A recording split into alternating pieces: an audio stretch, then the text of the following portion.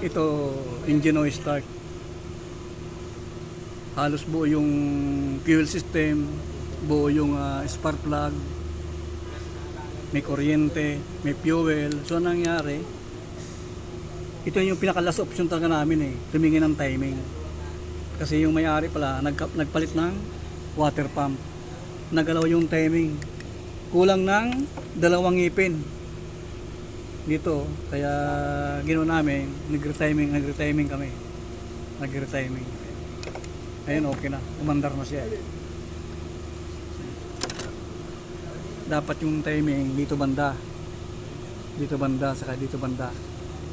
Ano nangyari dito na banda siya? Late advance. Yung gumawa sa labas nito, nabaliw-baliw Kasi nga, nagpalit sila ng water pump. Pag nagpalit ka ng water pump, wala ka ng aligning tools dito, wala kang pang timing pick dito. Hindi mo siya mata-timing maigi. Hindi sila ng 2 ngipin Ang pagkakamali noon, dapat nagmarka sila dito. Wala silang marka Dapat magmamarka ka dito. Parang ganyan. Para alam mo kung anong kuan. May na din yung technician Ngunyan, ayun na. Umandar na siya Solve na. Yan lang po, konting ka naman sa mga timing. Mga focus sa 4 cylinder.